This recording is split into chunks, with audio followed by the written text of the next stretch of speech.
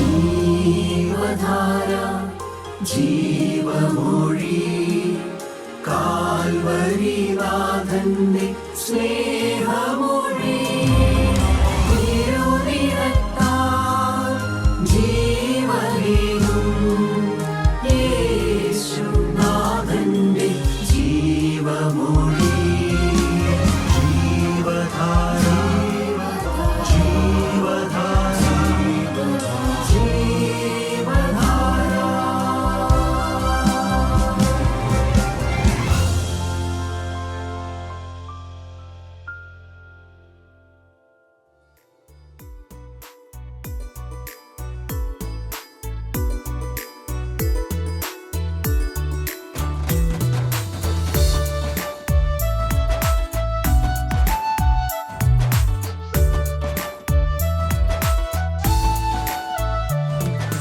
പച്ചപ്പുൽപ്പുറങ്ങളിലും ചെങ്കടലിൻ നടുവിലും ശാശ്വത ഭുജമൊരുക്കും നിന്റെ കരുതൽ.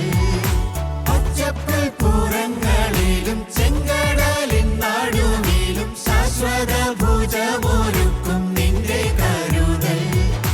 കാൽവരിക്കുരിശതിന്മേൽ സ്വന്ത ജീവനേകിയതാൽ നിത്യജീവൻ ഞങ്ങൾക്കേകും നിൻ മഹാത്യാഗം.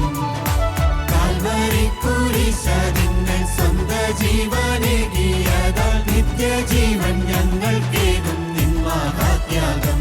നിന്റെ സാന്നിധ്യം എന്നോട് കൂടിയിരിക്കണം. നിന്റെ ബലമുള്ള ഭുജമെന്നെ തുണയാകണം. നിന്റെ വചനമെൻ പാദങ്ങൾക്കു ദീപമാകണം. നിന്റെ ശുദ്ധാത്മാവെന്റെ മേലധികാരം ചെയ്യണം. നിന്റെ സാന്നിധ്യം എന്നോട് കൂടിയിരിക്കണം. നിന്റെ ബലമുള്ള ഭുജമെന്റെ തുണയാകണം. നിന്റെ വചനമെൻ പാദങ്ങൾക്കു ദീപമാകണം. നിന്റെ ശുദ്ധാത്മാവെന്റെ മേലധികാരം ചെയ്യണം. ദൈവത്തിന് സ്തോത്രം. ദൈവതിരുനാമത്തിന് മഹത്വം ഉണ്ടാകട്ടെ. മനോഹരമായ ഈ ദിവസത്തിൽ ദൈവത്തിൻ്റെ വചനത്തിന് മുമ്പിലായിരിക്കാൻ നമ്മെ എല്ലാവരെയും അനുവദിച്ചവനായ നല്ലവനായ ദൈവത്തെ ഞാൻ സ്തുതിക്കുന്നു. ആദ്യമായി നമുക്ക് ഈ ലൂക്കോസ് എഴുതിയ സുവിശേഷം 19-ാം അധ്യായത്തിൻ്റെ 26-ാമത്തെ വാക്യമെന്ന് വായിച്ച് കേൾക്കാം. ഉള്ളവന് ഏവനും കൊടുക്കും, ഇല്ലാത്തവനോട് ഉള്ളതും കൂടെ എടുത്തുകളയും എന്ന് ഞാൻ നിങ്ങളോട് പറയുന്നു. ദൈവത്തിന് സ്തോത്രം. ആദ്യമായി വചനം കേൾക്കുന്നവർക്ക് ചില വിഷമമുണ്ടാകുന്ന ഒരു വാക്യം അത് ഉള്ളവനോട്, ദരിദ്രനായ ഒരു മനുഷ്യനോട് അവനോട് ഉള്ളതും കൂടി എടുത്തു കളയും, ഉള്ളതും കൂടെ പിടിച്ചു വാങ്ങിക്കും എന്ന് തോന്നുന്ന പോലൊരു വചനമാണ് നമ്മൾ ഇവിടെ കേൾക്കുന്നത്. എന്നാൽ അതിൻ്റെ അർത്ഥം എന്താണ്? എന്താണ് അവനില്ലാത്തത്? എന്താണ് അവനുള്ളത് എന്നൊക്കെ നമ്മൾ ഒന്ന് ചിന്തിക്കേണ്ടിയിരിക്കുന്നു. ഇതുപോലൊരു വാക്യം നാം മത്തായിയുടെ സുവിശേഷം 25-ാം അധ്യായത്തിൻ്റെ 28-ാമത്തെ വാക്യത്തിൽ നാം കേൾക്കുന്നുണ്ട്. മനോഹരമായ താലന്തുകളുടെ ഉപമയിൽ നിന്നാണ് നാം അത് ശ്രവിക്കുന്നത്. അതിൻ്റെ 28-ാമത്തെ വാക്യം, 25-ാമത്തെ അധ്യായത്തിൻ്റെ 28-ാമത്തെ വാക്യം. ആ താലന്ത് അവൻ്റെ പക്കൽ നിന്ന് എടുത്ത് 10 താലന്ത് ഉള്ളവന് കൊടുപ്പീൻ. അങ്ങനെ ഉള്ളവനേവനും ലഭിക്കും, അവന് സമൃദ്ധിയും ഉണ്ടാകും. ഇല്ലാത്തവനോടോ ഉള്ളതും കൂടെ എടുത്തു കളയും. ദൈവത്തിന് സ്തോത്രം. ആ താലന്ത് അവൻ്റെ പക്കൽ നിന്ന് എടുത്ത് 10 താലന്ത് ഉള്ളവന് കൊടുപ്പിൻ. 10 താലന്തുള്ളവൻ, എല്ലാം സമൃദ്ധിയായിട്ട് കിട്ടിയവൻ, അവന് ആ ഉള്ളതും കൂടെ, അവന് 1 താലന്തേ ഉണ്ടായിരുന്നുള്ളൂ, അതും കൂടെ എടുത്ത് അവന് കൊടുപ്പിൻ. അങ്ങനെ ഉള്ളവൻ അവനും ലഭിക്കും, അവന് സമൃദ്ധി ഉണ്ടാകും. ഇല്ലാത്തവനോടോ ഉള്ളതുകൂടെ എടുക്കപ്പെടും. ഇല്ലാത്തവൻ്റെ കയ്യിൽ നിന്ന് ഉള്ളതും കൂടെ എടുക്കപ്പെടും. പ്രിയമുള്ളവരെ, എന്താണ് താലന്ത്? ആ താലന്ത് കൊണ്ട് നീ എന്ത് ചെയ്തു? ആ താലന്ത് എന്ന് പറയുമ്പോൾ അതുകൊണ്ട് നാം അർത്ഥമാക്കുന്നത് എന്താണ്? അനേകം ചോദ്യങ്ങളവിടെ വരുന്നുണ്ട്. ദൈവത്തിന് സ്തോത്രം. താലന്ത് എന്ന് പറഞ്ഞു കഴിഞ്ഞാൽ ഒരു വലിയ തുകയെ അത് കാണിക്കുന്നു. ആ കാലത്തുണ്ടായിരുന്ന വലിയൊരു തുക, നമുക്ക് ചിന്തിക്കാൻ പറ്റുന്നതിലും അധികം വലിയൊരു തുകയാണത് ഒരു താലന്ത് എന്ന് പറഞ്ഞു കഴിഞ്ഞാൽ. ഒരു ഡോളറിനോ ഒരു രൂപയെന്നോ ഒന്നും പറയുന്നത് പോലെയല്ല. ഒരു 16,000 ദിനാറയ്ക്ക് തുല്യമായ, 16,000 ദിവസങ്ങളുടെ കൂലിക്ക് തുല്യമായ വലിയൊരു തുകയാണത്. ഇന്നത്തെ രീതിയിൽ നമ്മൾ കണക്കൂട്ടി നോക്കിക്കഴിഞ്ഞ് കഴിഞ്ഞാൽ ഒരു ദിവസത്തെ വേതനം ഒരു 1000 രൂപയാണ് എന്ന് നമ്മൾ കണക്കൂട്ടി കഴിഞ്ഞ് കഴിഞ്ഞാൽ 6000 ദിവസങ്ങളുടെ കൂലി എത്ര രൂപയാണ്? അതാണ് ഒരു താലന്തായിട്ട് പറയുന്നത്. ദൈവത്തിന് സ്തോത്രം. വലിയൊരു തുക, വലിയൊരു തുകയാണ് ഒരു താലന്ത് എന്ന് പറയുന്നത്. സത്യത്തിൽ ഇന്ന് നമ്മൾ ചിന്തിക്കുമ്പോൾ ആ താലന്തിൻ്റെ ഉപമ കർത്താവ് എന്തിനു വേണ്ടിയാണ് പറഞ്ഞത്? ആ താലന്ത് എന്ന് പറയുമ്പോൾ എന്തൊക്കെയാണ് അത് ഉൾക്കൊള്ളുന്നത്? നമുക്കെല്ലാവർക്കും സുപരിചിതമായ ഒരു ഉപമയാണത്. എങ്കിലും നമ്മളതൊന്ന് ഒന്നുകൂടി ഒന്ന് വായിച്ച് കേൾക്കാം. അതിൻ്റെ 25-ാം അധ്യായത്തിൻ്റെ 14-15 വാക്യങ്ങൾ. ഒരു മനുഷ്യൻ പരദേശത്ത് പോകുമ്പോൾ ദാസന്മാരെ വിളിച്ച് തൻ്റെ സമ്പത്ത് അവരെ ഏൽപ്പിച്ചു. ഒരുവൻ 5 താലന്ത്, ഒരുവന് 2, ഒരുവന് 1, ഇങ്ങനെ ഓരോരുത്തന് അവനവൻ്റെ പ്രാപ്തി പോലെ കൊടുത്ത് യാത്ര പുറപ്പെട്ടു. അങ്ങനെയാണ് ആ ഉപമ അവിടെ, മനോഹരമായ കഥ അവിടെ ആരംഭിക്കുന്നത്. ധനികനായ ഒരു മനുഷ്യൻ, അനേകം ദാസന്മാരായുള്ള ഒരു മനുഷ്യൻ തൻ്റെ ദാസന്മാരെ വിളിച്ചിട്ട് തൻ്റെ തുക അവർക്ക് കൊടുക്കുകയാണ്. വലിയൊരു തുക അവർക്ക് പകുത്ത് കൊടുക്കുകയാണ്. ഈ പ്രഭുവിന് വേണമെങ്കിൽ ആ തുക മുഴുവനും ബാങ്കിലിട്ടിട്ട് പോകാമായിരുന്നു. ഇവരെ ആരെയും വിശ്വസിച്ച് ഏൽപ്പിക്കേണ്ട ആവശ്യം ഉണ്ടായിരുന്നില്ല. നല്ലൊരു പലിശ അവൻ തിരിച്ചു വരുമ്പോൾ കിട്ടുമായിരുന്നു. അതൊന്നും നോക്കാതെ ദാസന്മാരെ വിശ്വസിച്ച്, അവർ നല്ല ദാസന്മാരാണ്, എൻ്റെ ദാസന്മാർ ഇത്രകാലം എൻ്റെ കൂടെ ജോലി ചെയ്തവരല്ലേ, എൻ്റെ കൂടെ ജീവിച്ചവരല്ലേ, അവർ നല്ലവരാണ്, അവർ വിശ്വസ്തരാണ് എന്നെല്ലാം വിചാരിച്ച് അവരെ തൻ്റെ ധനം ഏൽപ്പിക്കുകയാണ്. ഒരുവനെ വിളിച്ചിട്ട് 5 താലന്താണ് അവന് കൊടുക്കുന്നത്. ഒരുവനെ വിളിച്ചിട്ട് അവന് 2 താലന്താണ് കൊടുക്കുന്നത്. ഒരുവനെ വിളിച്ചിട്ട് അവന് 1 താലന്താണ് കൊടുക്കുന്നത്. 1 താലന്ത് എന്ന് പറയുമ്പോൾ വലിയൊരു തുകയാണ്. പക്ഷെ 5 താലന്ത് കിട്ടിയവൻ എന്തു ചെയ്തു? അവന് കഠിനാധ്വാനം ചെയ്തു. അവൻ നന്നായി വേല ചെയ്തു. അവൻ ആ പ്രഭുവിൻ്റെ വയലിൽ വളരെയധികം വേല ചെയ്തു. ഒട്ടും അലസമാകാതെ അവൻ 5 താലന്ത് കൂടി നേടി. എന്നാൽ 2-ാമത്തെ ദാസനോ, അവനും അതുപോലെ തന്നെ വേല ചെയ്ത് 2 താലന്ത് കൂടി നേടി. ഈ നല്ല പ്രഭു മടങ്ങി വരികയാണ്. അനേക വർഷങ്ങൾക്ക് ശേഷം അദ്ദേഹം മടങ്ങി വരികയാണ്. ആ മടങ്ങി വന്നപ്പോൾ ഓരോരുത്തരെ വിളിച്ച് കണക്കൊന്ന് നോക്കുന്നുണ്ട്. ആ ഒരു ദിവസം അവൻ 2ാമത് വന്നു. അത് പ്രധാനപ്പെട്ട കാര്യമാണ്. അവൻ 2ാമത് വരും. അത് ഒരു ചിന്തയെല്ലാം ദാസന്മാർക്കുണ്ടായിരുന്നു. 1-ാമത്തെ ദാസൻ സന്തോഷത്തോടെ ഓടിച്ചെന്നു, യജമാൻ്റെ അടുത്തേക്ക് ഓടിച്ചെന്നിട്ട് പറഞ്ഞു, എൻ്റെ കയ്യിൽ 5 താലന്തല്ലേ തന്നത്, ഞാൻ 5 താലന്തും കൂടെ നേടി. പ്രിയപ്പെട്ട പ്രഭുവിന് വളരെ ഇഷ്ടമായി. നല്ല കാര്യമെന്ന് പറഞ്ഞു. ഗുഡ്, വെൽ ഡൺ എന്നാണ് പറയാം. Good, well done. Oh, you trustworthy man, you have done good. അവനെ സന്തോഷിപ്പിക്കുന്നുണ്ട്. അവനും നല്ല സന്തോഷമായി. നീ 5 കൂടെ നേടിയല്ലോ. നല്ലവനും വിശ്വസ്തനുമായ ദാസനെ, നീ അല്പത്തിൽ വിശ്വസ്തനായിരുന്നു, അധികത്തിൽ നിന്നെ ഞാൻ പരമേൽപ്പിക്കുമെന്ന് പറഞ്ഞ് എൻ്റെ സന്തോഷത്തിലേക്ക് പ്രവേശിക്കുക എന്ന് പറഞ്ഞ് അവനെ കൺഗ്രാജുലേറ്റ് ചെയ്യുന്ന ഒരു ഭാഗം നമ്മളവിടെ കാണുന്നുണ്ട്. 2-ാമത്തെ ദാസനും ഇതുപോലെ തന്നെ, യജമാനെ, നീ എനിക്ക് 2 താലന്തല്ലയോ തന്നത്, ഞാൻ 2 കൂടി നേടി എന്ന് പറഞ്ഞ് ആദ്യത്തെ ദാസൻ പറഞ്ഞതുപോലെ തന്നെ അവൻ്റെ അടുത്തേക്ക് വരികയാണ്.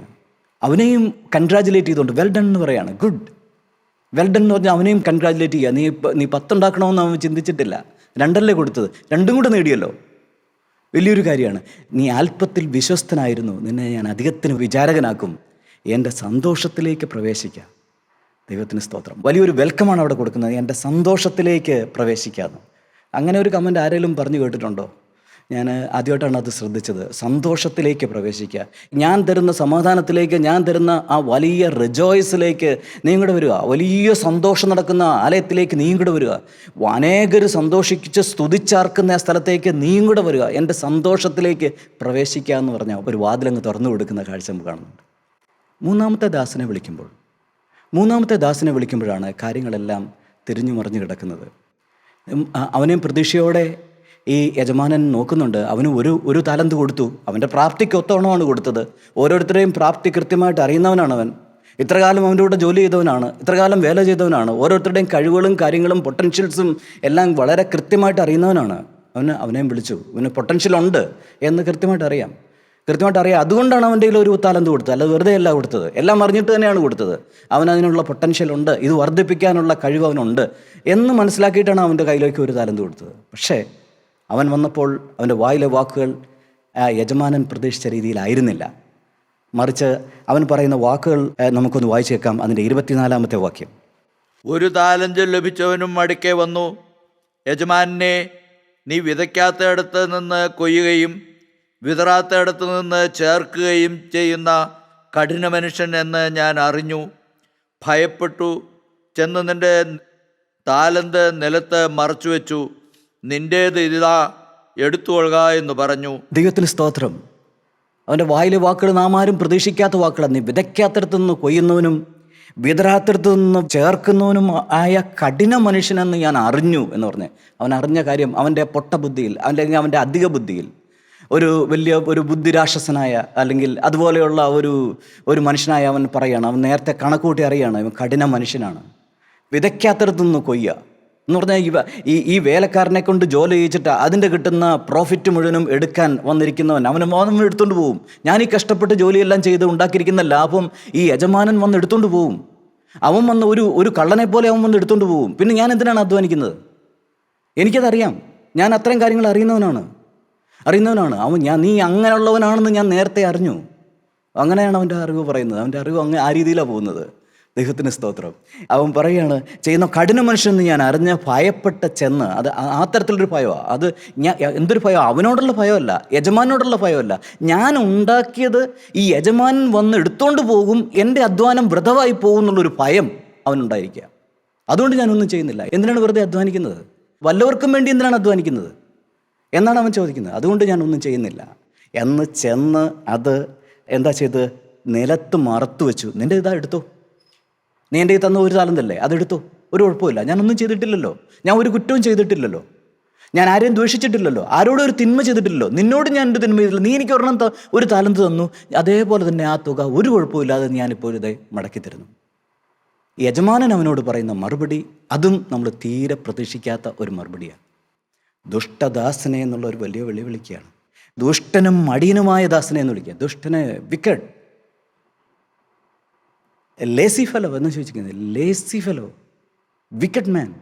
ഡയറക്റ്റായിട്ടൊരു വിളി കേൾക്കുക. അങ്ങനെ ആരെയും വിളിച്ചിട്ടില്ല. വലിയ പാപം ചെയ്തിട്ട് പാപത്തിൽ പിടിച്ച് അതേപടി കയ്യോടെ പിടിച്ചുകൊണ്ടുവന്ന് കല്ലെറിഞ്ഞു കൊല്ലുവാനായിട്ട് വന്നിരുന്ന പാപിനിയായ സ്ത്രീയോട് കർത്താവ് പറഞ്ഞ വാക്ക്, മകളെ നീ വിഷമിക്കണ്ട, ഗോ സിൻ നോ മോർ എന്നൊരു വാക്കാണ് അവളോട് പറഞ്ഞത്. അത് നമ്മൾ ശ്രദ്ധിക്കേണ്ട കാര്യമാണ്. പാപത്തിൽ കയ്യോട് പിടിച്ചുകൊണ്ടുവന്നവളാ, അനേക തെറ്റുകൾ ചെയ്തവളാ. പക്ഷേ കർത്താവ് പറഞ്ഞപ്പോൾ പോകാം, ഇനി പാപം ചെയ്യരുതെന്നാണ് പറഞ്ഞത്. പക്ഷേ ഇവൻ തെറ്റൊന്നും ചെയ്തിട്ടില്ല. കണ്ടു കഴിഞ്ഞാൽ നമുക്ക് യാതൊരു തെറ്റും ചെയ്തിട്ടില്ല. അവനും ഒരു തെറ്റ് ചെയ്തായിട്ടൊരു യാതൊരു ബോധവുമില്ല. അവന് ഒരു താലന്ത് കിട്ടി, ഒരു താലന്ത് അവന് തിരിച്ച് മടക്കി കൊടുക്കുന്നു. പക്ഷേ അവനെ യജമാനൻ വിളിക്കുന്ന വിളി ദുഷ്ടനും മടിയനുമായ ദാസനെ എന്നുള്ളതാണ്. ദൈവത്തിന് സ്തോത്രം. എന്നിട്ട് പറയുന്ന കാര്യം എന്താണ്? അതിനാ യജമാനൻ ഉത്തരം പറഞ്ഞത്, ദുഷ്ടനും മടിയനുമായ ദാസനെ, ഞാൻ വിതയ്ക്കാത്തയിടത്ത് നിന്ന് കൊയ്യുകയും വിതറാത്തയിടത്ത് നിന്ന് ചേർക്കുകയും ചെയ്യുന്നവൻ എന്ന് നീ അറിഞ്ഞുവല്ലോ.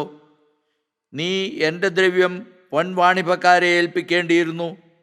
എന്നാൽ ഞാൻ വന്ന് എൻ്റേത് പലിശയോടുകൂടെ വാങ്ങിക്കൊള്ളുമായിരുന്നു. ദൈവത്തിന് സ്തോത്രം. നീ അറ്റ്ലീസ്റ്റ് ഒരു കാര്യം ചെയ്യാമായിരുന്നല്ലോ. ഞാൻ തന്ന തുക നിനക്ക് ബാങ്കിൽ നിക്ഷേപിച്ചിട്ട് അതിൻ്റെ ഒരു സിമ്പിൾ ഇൻട്രസ്റ്റ് എനിക്ക് തരാമായിരുന്നല്ലോ. ഒരല്പം കൂടി ഞാൻ തന്നതിനെ നീ ഒന്ന് വർദ്ധിപ്പിച്ച് തരാമായിരുന്നല്ലോ. നിൻ്റെ ഉള്ളിലേക്ക് ഞാൻ തന്നിരുന്ന ഈ വലിയ ഒരു കാര്യത്തെക്കുറിച്ച് നീ ഒട്ടും നീ അലസമായിരിക്കാതെ, അത് കുഴിച്ചിടാതെ നീ അത് ബാങ്കിൽ കൊണ്ടിടാമായിരുന്നല്ലോ. അതെങ്കിലും നീ ചെയ്തില്ലല്ലോ. ഇങ്ങനെ ചെയ്യുമെന്ന് ഞാൻ ഒരിക്കലും പ്രതീക്ഷിച്ചില്ലല്ലോ എന്നെല്ലാം അവനോട് പരിതപിക്കുന്ന യജമാനെ നമ്മളവർ കാണുന്നുണ്ട്. ഇങ്ങനെയല്ല യജമാനൻ പ്രതീക്ഷിച്ചത്. ഇവന് എന്തെങ്കിലും ചെയ്യുമെന്ന് പ്രതീക്ഷിച്ചു, എന്നിട്ട് അതുപോലും ചെയ്യുന്ന കാണുന്നില്ലാത്തപ്പോൾ അവനോട് ഒരു വിധിവാക്യം ഈ യജമാനൻ പറയുകയാണ്. എന്താണ്? ആ താലന്ത് അവൻ്റെ പക്കൽ നിന്ന് എടുത്ത് 10 താലന്തുള്ളവന് കൊടുപ്പിൻ, അങ്ങനെയുള്ളവന് ഏവനും ലഭിക്കും, അവന് സമൃദ്ധിയും ഉണ്ടാകും, ഇല്ലാത്തവനോടോ ഉള്ളതും കൂടെ എടുക്കപ്പെടും. ബാക്കി എന്താണ് പറഞ്ഞത്? എന്നാൽ കൊള്ളരുതാത്ത ദാസനെ ഏറ്റവും പുറത്തുള്ള ഇരുട്ടിലേക്ക് തള്ളിക്കറവിൻ, അവിടെ കരച്ചിലും പല്ലുകടിയും ഉണ്ടാകും. ഈ പാപിനിയായ സ്ത്രീയോട് പറഞ്ഞ രീതിയിലല്ല ഇവനോട് പറയുന്നത്. ഇവനൊരു തെറ്റും പറ്റിയിട്ടില്ല എന്ന് വിചാരിച്ച ഇവനോട് യജമാനൻ പറയുന്ന വാക്ക് വളരെ കഠിനമായ വാക്കാണ്. Throw him to the extreme outer darkness എന്നാണ് പറയുക.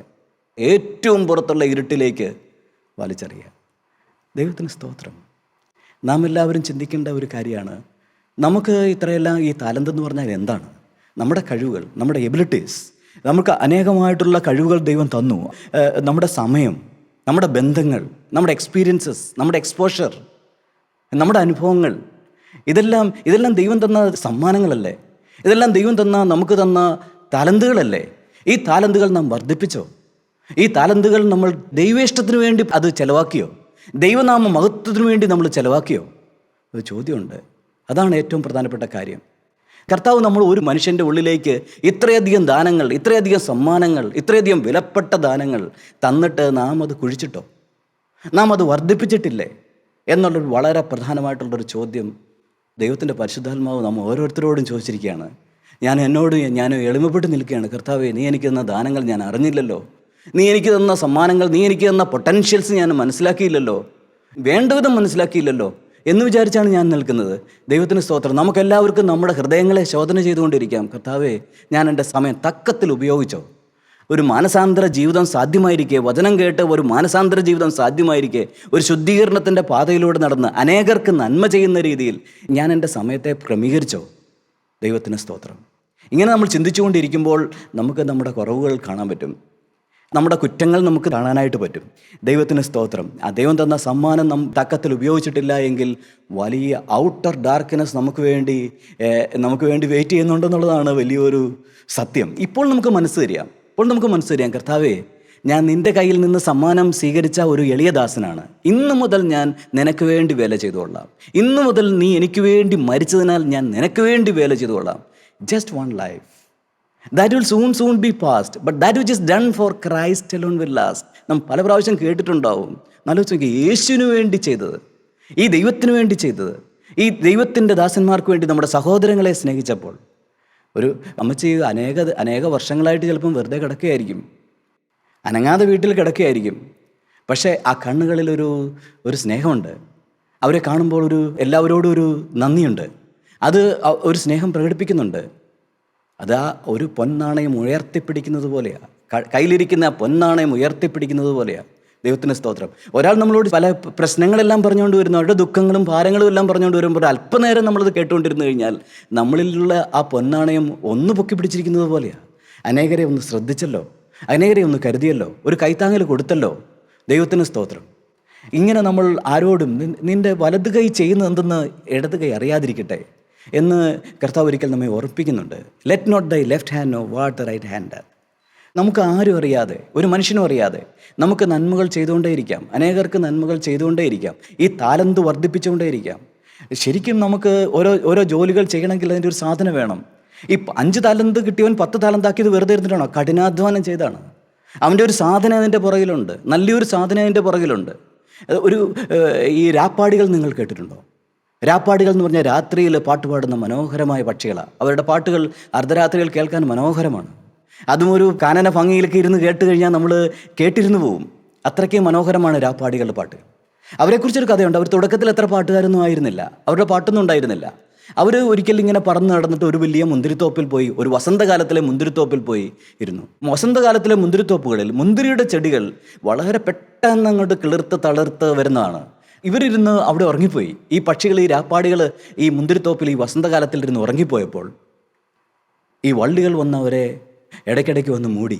രാവിലെ എഴുന്നേറ്റ് കഴിഞ്ഞപ്പോഴത്തേക്ക് ഈ വള്ളികൾ പൊട്ടിച്ചവരൊക്കെ പുറത്തിറങ്ങാൻ വലിയ ഈ മുന്തിരി വള്ളിച്ചെടികളുടെ ചെറിയ ഇളം തളിരുകളും ആ വള്ളികളും പൊട്ടിച്ചിറങ്ങാൻ ഇവർക്ക് ചെറിയ ബുദ്ധിമുട്ട് വന്നു, പെടേണ്ട വന്നു. പക്ഷേ എന്നാൽ അവർ പൊട്ടിച്ചു ഒരു തീരുമാനമെടുത്തു, ഈ വസന്തകാലത്ത് ഇനി ഞങ്ങൾ ഉറങ്ങില്ല. ദൈവത്തിന് സ്തോത്രം. ഈ വസന്തകാലത്ത് തീരുന്നിടം വരെ ഞങ്ങൾ ഉറങ്ങില്ല. അതിനെന്ത് ചെയ്യണം? നമുക്ക് പാട്ട് പാടാം, രാത്രിയിൽ നമുക്ക് പാട്ട് പാടാം എന്ന് പറഞ്ഞു. അവരുടെ പാട്ട് അത്ര നന്നായിരുന്നില്ല, പക്ഷേ അവർ പാടിക്കൊണ്ടേയിരുന്നു. ദൈവത്തിന് സ്തോത്രം. നല്ല പാട്ടുകൾ പിന്നെയും അവർ പാടി അതിമനോഹരമായ ഒരു സുന്ദര ഗീതം ഈ കിളികൾ പാടാൻ തുടങ്ങി. അതാണ് രാപ്പാടികളുടെ പാട്ട്. ദൈവത്തിന് സ്തോത്രം. നമുക്ക് ചെറിയ കഴിവുകളുണ്ടാവും. ആ കഴിവുകളെ മിനുക്കിയെടുക്കുമ്പോൾ, വീണ്ടും സാധന ചെയ്യുമ്പോൾ ആ 5 താലന്ത് 10 താലന്തായി കർത്താവിന് പ്രയോജനപ്പെടുന്ന രീതിയിലേക്ക് മാറ്റാനായിട്ട് ദൈവത്തിന് സാധിക്കും. നമ്മളെ തന്നെ വിട്ടുകൊടുക്കണമെന്ന് മാത്രം. ദൈവത്തിന് സ്തോത്രം. അവന് ഈ 2 താലന്ത് 4 താലന്താക്കിയ വ്യക്തിക്ക് എന്തൊക്കെയാണ് അവർ ഗുണം? അവർ വിശ്വസ്തരായിരുന്നു, ഒരു ട്രസ്റ്റ് വർത്തിയായിരുന്നു. അത് പ്രധാനപ്പെട്ട കാര്യമാണ്. എൻ്റെ യജമാനൻ വരും എന്നൊരു വിശ്വാസം അവർക്കുണ്ടായിരുന്നു. അത് നിസ്സാരമായ കാര്യമില്ല. യജമാനൻ തിരിച്ചു വരില്ല എന്നുള്ള ധാരണയായിരുന്നെങ്കിൽ ചിലർ അങ്ങനെയുണ്ട്. ഇനി കിട്ടിയിട്ട് എനിക്ക് കിട്ടിയത് ലാഭം എന്ന് വിചാരിച്ചിട്ട് കത്തുന്ന പുരയുടെ ഊരുന്ന കഴുക്കോല് ലാഭം എന്ന് വിചാരിക്കുന്ന ആൾക്കാരുണ്ട്. പുര കത്തിക്കൊണ്ടിരിക്കുക, അനേകരുടെ പുര കത്തിക്കൊണ്ടിരിക്കുക. ആ തീ കെടുത്താനല്ല നോക്കുന്നത്. ഒരു കിട്ടിയ കഴുക്കോലെടുത്തുകൊണ്ട് ഓടുന്ന ആൾക്കാരുണ്ട്. എന്നാൽ ഒരിക്കലും ഈ യജമാനൻ വരും, അന്ന് നിൻ്റെ കൈ ബലപ്പെട്ടിരിക്കുമോ? എസെക്കിയേൽ പ്രവാചകൻ്റെ പുസ്തകം 22-ാം അധ്യായത്തിൻ്റെ 14-ാമത്തെ വാക്യത്തിൽ നമ്മയെല്ലാം ജാഗരൂകരാക്കുന്ന ഒരു വലിയ സ്റ്റേറ്റ്മെൻറ്റ് അവിടെ പറയുന്നുണ്ട്. എസെക്കിയേൽ പ്രവാചകൻ്റെ പുസ്തകത്തിൽ 22-ാം അധ്യായത്തിൻ്റെ 14-ാമത്തെ വാക്യം. ഞാൻ നിന്നോട് കാര്യം തീർക്കുന്ന നാളിൽ നീ ധൈര്യത്തോടെ നിൽക്കുമോ? നിൻ്റെ കൈകൾ ബലപ്പെട്ടിരിക്കുമോ? ഞാൻ നിന്നോട് കാര്യം തീർക്കുന്ന നാളിൽ, ഞാൻ തിരിച്ചു വരുന്ന നാളിൽ, ആ കാര്യമെല്ലാം തീർക്കുന്ന നാളിൽ, കണക്കെല്ലാം നോക്കുന്ന സമയത്ത് നീ ധൈര്യത്തോടെ എൻ്റെ മുന്നിൽ നിൽക്കുമോ? നിൻ്റെ കൈകൾ ബലപ്പെട്ടിരിക്കുമോ? ദൈവത്തിന് സ്തോത്രം. നമുക്കിപ്പോൾ ചിന്തിക്കാം, കർത്താവേ, നീ എനിക്ക് തന്ന ഈ താലന്ത് ഞാൻ ഇനി നീ അനുവദിച്ചു തരുന്ന സമയം മുതൽ ഞാൻ വേണ്ട വിധം വിനിയോഗിച്ചു കൊള്ളാം. കർത്താവ്, ഇതുവരെ ഞാൻ തെറ്റിപ്പോയി, ഇതുവരെ ഞാൻ പാപിയായ ഒരു വ്യക്തിയാണ്, വേണ്ട വിധം ഒന്നും ചെയ്തിട്ടില്ല, അനേരെ കാണേണ്ട വിധം കണ്ടിട്ടില്ല, എൻ്റെ കഴിവുകൾ ഞാൻ മറച്ചു വെച്ചു, കുഴിച്ചിട്ട് പോയി. ഇനി ഞാനത് തേച്ചു മിനുക്കി എടുത്തുകൊള്ളാം. ഇത് തേച്ചു മിനുക്കി എടുത്തോളാം. അതും അങ്ങ് മൃതാവസ്ഥയിൽ അങ്ങ് മണ്ണിനടി കിടക്കുകയാണ്. ഒരിക്കലും ഒരു പിരമിഡ് തുറന്നു, ഈജിപ്തിലെ പിരമിഡ്, ഒരു വലിയ മൃതശരീരം അവിടെ കണ്ടു. അദ്ദേഹം ഉപയോഗിച്ചിരുന്ന പല ആഭരണങ്ങളും കണ്ടു.